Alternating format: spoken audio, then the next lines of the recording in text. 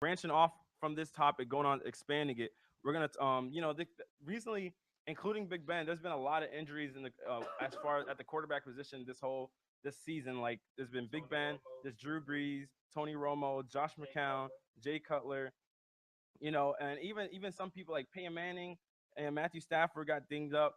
Um, Peyton Manning was on the injury reserve list for a little bit, but then he got taken off. Um, it's kind of alarming to see all these injuries coming off right from the beginning of the season. So, Khalid, I'm gonna start off with you. Which team out of the Bears, Saints, Steelers, and the Cowboys do you think is in the most trouble? Because their team has suffered such pivotal injuries to their quarterback. Um, I'm gonna go with the Bears just because last week who they playing the Seahawks. Uh, my man's Jimmy Clausen didn't get a touchdown. Um, everyone in their positions ended in a punt, and I feel like if they don't have that what you call it, that offensive skill. I mean, Jay Cutler isn't the best quarterback. Let's be honest. But Jimmy Clausen, he as a backup to Jay Cutler, he he's just not that good. Hmm. He can't get at least a touchdown. Even I don't know. I just can't see them doing very well throughout the season. See, the Bears was doomed with Jay Cutler there. So I mean, so are we talking about when you say by the injury? Are you talking about long term or like the next coming week? Long term. Because Like, because which long team? term, a lot of these quarterbacks kind of gonna come back. But which team do you see for an amount of weeks they could be out? The closest one it Is seems to this coming is back this Drew Brees? is Drew Brees. Yeah. Drew Brees can be back next week or the week Hmm. after. So which team do you feel like is more liable to be in a hole or be in more trouble because the quarterback is out? I think I think the Steelers.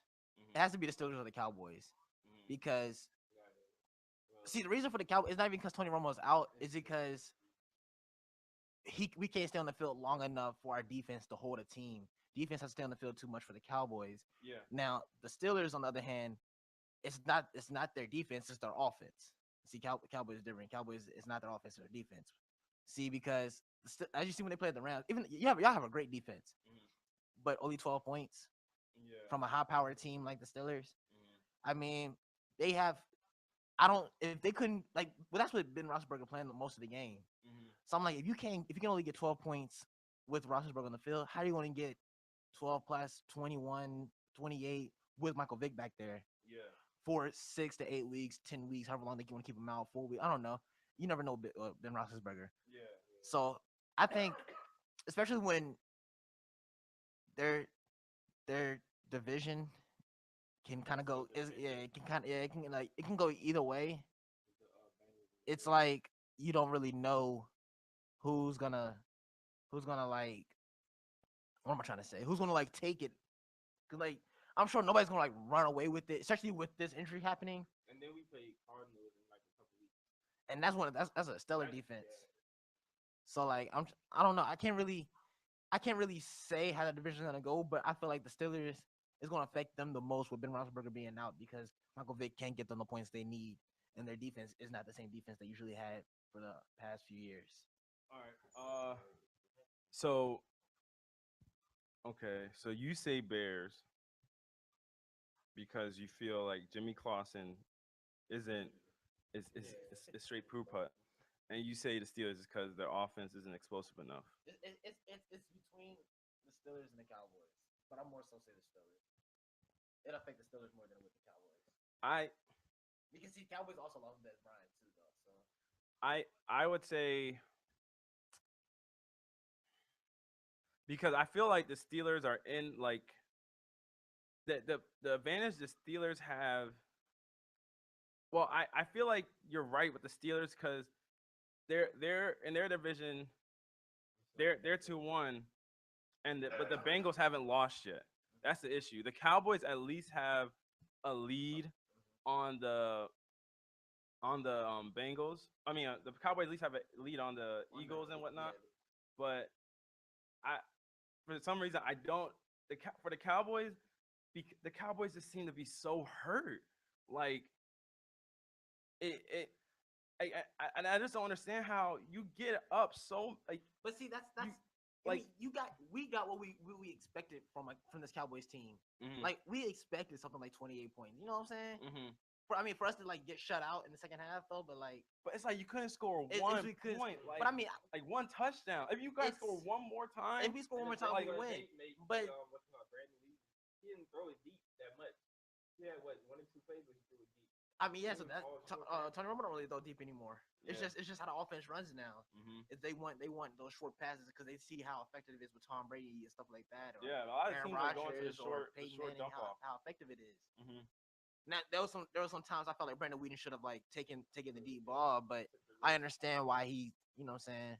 One, he was working on a record. He was working on a franchise record. So I'm sure that was in his head. He didn't want to throw it in completion. But he threw a pick to end it. But yeah, I know. But that was like his one, I would say, really stupid forced ball. Mm-hmm. You know, there's some other forced plays he had, but that was the, you know. But see, that's the thing for me. It's like, which quarterback do you trust more, Michael Vick See, or Brandon Whedon? I trust Brandon Whedon because he still have pieces to help him out more than Michael Vick does. You think so? I think so. The way Joseph Randle ran, and But I mean, that's it's like Le'Veon Bell. it is Le'Veon Bell who's just for That's just- see he was for this. amazing. But he was amazing last week. I mean, not last year. He's still coming off suspension. He hasn't played yet. He hasn't had that game time speed. Think about how Adrian Peterson had to like adjust. Took him 3 games to adjust. But Wait for it's still like, Le'Veon Bell. it is Le'Veon Bell. Like it's, you know what I mean? Like it's Le'Veon But Bell. but see that's the thing with that's the thing with Michael Vick back there, and they know Le'Veon Bell's back there. Is more so forced on him to throw the ball more than it'd be for Brandon Whedon to throw the ball, because nobody's gonna like expect Joseph Randle to run like that every week. Okay. So you're gonna have more people watching over Jason Witten, over Terrence Williams. I know the Cowboys play what, the Saints next week? It will be the Saints next week. But it's not even the matchup. It's just any team is not gonna. They'll crowd the box more and make Michael Vick throw it more than it would make Brandon Whedon throw the ball with Joseph Randle back there or Darren McFadden or anything like that. Like they don't take Joseph Randle serious enough to think he needs that extra 2 people in the box for him, which is what happened with the Atlanta Falcons, which is why they was like, all right, we're gonna stop Jason Witten, we're gonna stop Terrence Williams. Joseph Randle, he's not gonna have that kind of game, but he did in the first half. Mm-hmm. And you saw when they made the game plan, they switched over to make Brandon Whedon throw the ball more and not as many carries for running backs. We don't move the ball, we don't score. Because think about 3 of the touchdowns were run touchdowns. Yeah. So when you stop the run, you make him force the ball more. But I feel like if we can build that run game like we did early, Mm-hmm. and Brandon Whedon gets more time to play, I think he'd be more right than Michael Vick would be. But think about it. If like you said, everybody knows Le'Veon Bell's gonna get the ball, right? Doesn't that open up play action for Michael Vick? No, because you're still gonna have the coverage on the receiver he's going to. No, Yes, it's gonna open up. You got Antonio You're not- Brown one-on-one No, with somebody. you're not really gonna have a one-on-one. They're not gonna like go like nine deep in the box I mean, at one time. he won't have him deep by himself, but because there'll be a Safety over help for him, shadowing. But like we said, they're gonna be going with short routes. But So if you get play action, can you expect Michael Vick to always make that throw? I mean, you can't always expect Brandon Whedon You to make can't. that That's why he throw. always throws the dump But I'm offs. saying, yeah, exactly. And Michael Vick can do the same thing. But you can't hit your big target like that who goes at least 15 yards. No, but I'm long saying, but plays. Antonio Brown isn't their only receiver. He isn't, but he's their he- biggest threat. He's the biggest threat, but exactly, and he Right now, he our biggest attracts threat so much receiver is defense. Jason Witten. Yeah, so why wouldn't you think the Cowboys are in more Because trouble? Jason Witten's only 5 yards. Wait, He only runs 5 to 10 yards for his routes. exactly. It's easier to hit him than it is for No, but for Antonio Michael Brown, Vick to hit Antonio Brown's Brown. not gonna go deep every time. He's not gonna go Most deep of every his, time. other than against you guys, he just ran like 4 or 5 yard routes against No, you guys. he would go like He would go deep too. He would go deep. Against us, he would mix it up entirely. Like they and no matter because he would yard digs. He would run like 10-yard curl routes. He would just run. He run fades, everything. Like he just did everything they needed him to do. They did screens with him. Like But Roethlisberger played most of that game too. he did play most of the game. I'm but saying, I'm what about when Michael Vick came in? They couldn't really move the ball, even with They- Antonio they- Brown. they couldn't really shifting move the around ball, field, but going I'm- to different spots, going to different yards. But going to remember, I said, but now Yeah, but now you're getting more practice time to try and build an offense that Michael Vick knows and that they can get their timing right because I mean it takes a whole off season for a quarterback and the offensive line That's to what I'm mesh saying. together. Yeah. So you think? So I'm saying that's what Brandon Whedon, especially since Brandon Whedon got to do a lot of already snaps with the starters because Tony Romo sits out in practices. He sits out Wednesday practices, which is a He live does get to practice. do a lot of snaps, but I'm saying Michael Vick seems to have more help for him than Brandon Whedon has to his disposal. Michael Vick has arguably a better defense than Brandon Whedon has at his disposal. He has a better running back at his disposal. Maybe not a better offensive line, but he has better receiving weapons. And that helps a lot though, because you can't hope that Michael Vick gets up every play. Like he's not going to get up every play he gets hit. You can't say the same thing for Brandon Whedon either. I mean, you can't say the same about any You quarterback. can't say about any quarterback. So I mean, that goes from either his way. history, we know when Michael Vick gets hit, the chances of him getting up aren't always that great. They're not, but we can't just assume, oh, he's gonna get touched and he's gonna break into like fairy dust. I mean, he's not a senior You're right, now. you're right, but still, like you can't fully exploit Michael Vick the way you want it to because the chance of him getting hurt. No, but I'm saying, yeah, but With that's Brandon what Whedon, anybody you can play him the full game. But plan Michael you want Vick him knows to. that. You can't play Michael Vick scared he's going to get hurt. You just have to play him. I mean, granted, you're not going to have your quarterback running around like your running back. Like, you're not going to just doom him to a life sentence. Like, I mean, like, you're not going to do that. But you know that Michael Vick is going to have to throw from the pocket. You're going to have to make him move somewhat.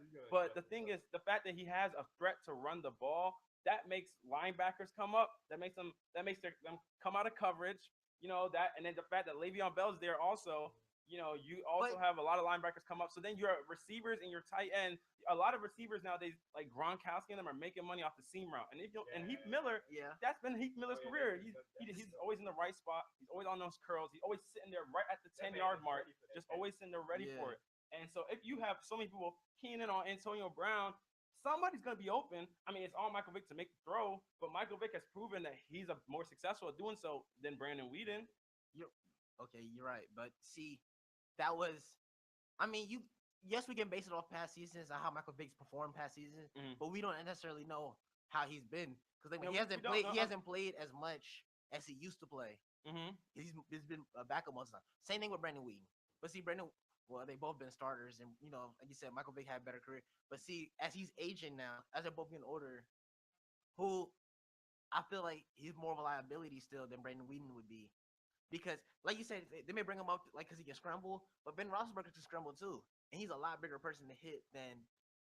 He's a lot bigger. That's how you slide. But, I mean, but still, like they in the minds they still know Ben Roethlisberger can take off if he wants to and get about 5-6 yards. Ben Roethlisberger do not move. He don't. He do not move. He don't move like Michael Vick. Ben Roethlisberger is at 5 yards and Michael Vick's at 10.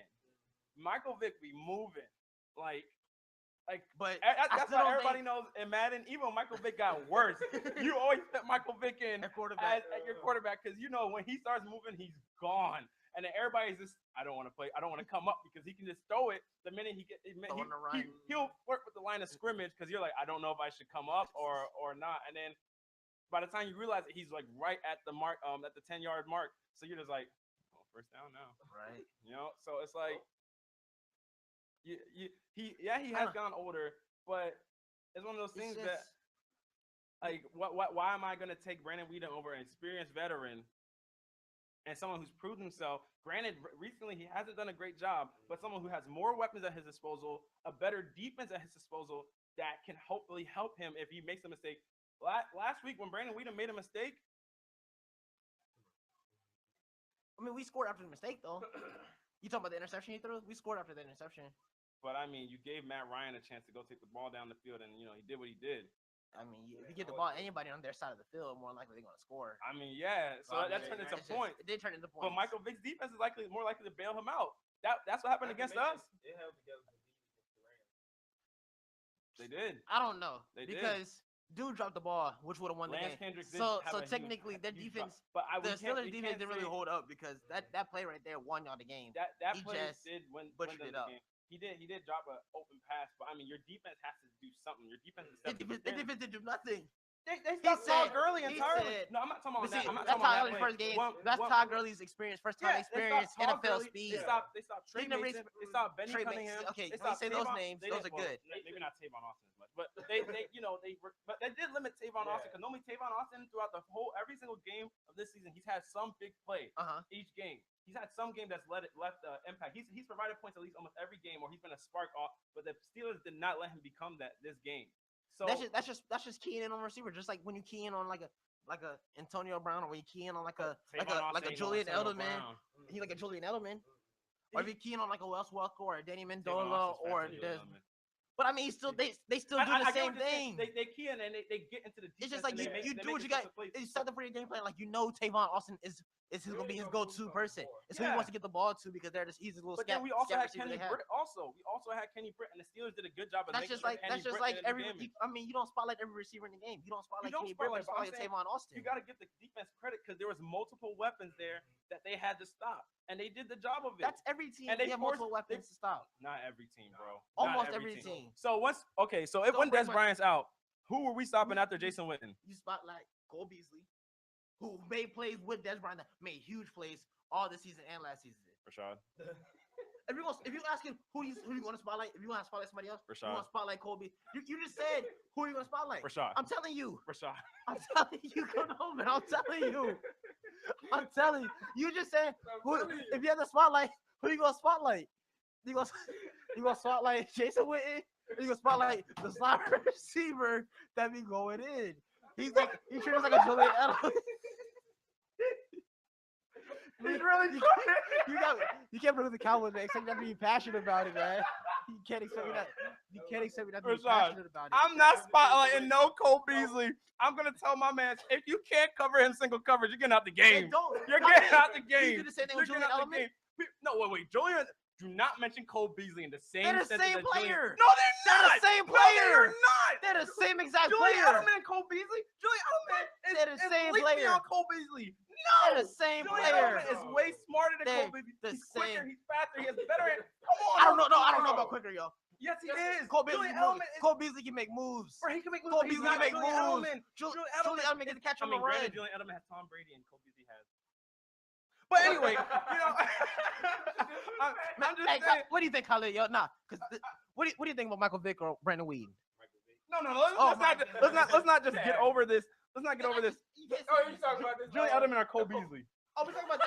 I mean, of course you're gonna take Julian Edelman, but at the same time, Cole Beasley can do the same thing that Julian Edelman do. He does not do it as well. That's like saying Cole. That's like saying Cole. So is Cole Beasley just as good as Wes Welker?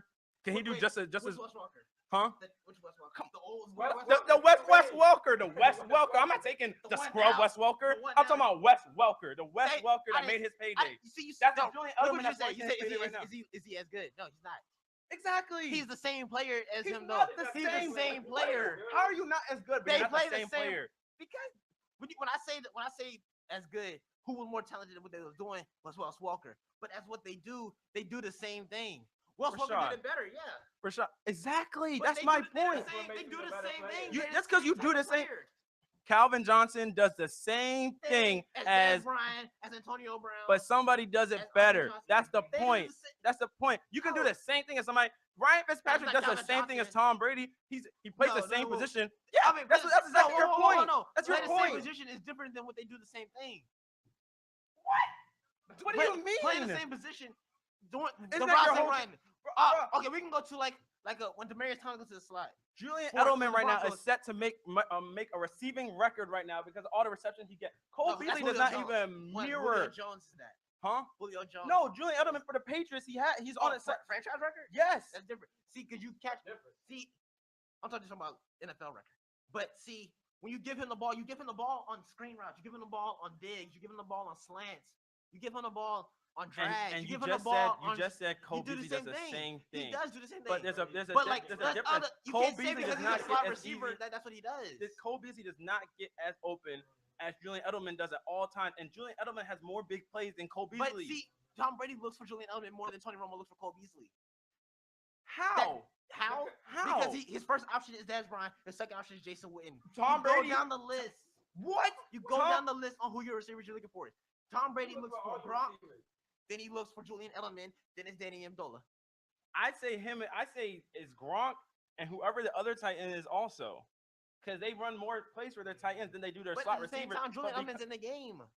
Julian Edelman is in the game, but I'm saying he runs the plays for Gronk, and they run the other plays for the other tight end now. I can't remember the other tight end's name, but he's pretty good.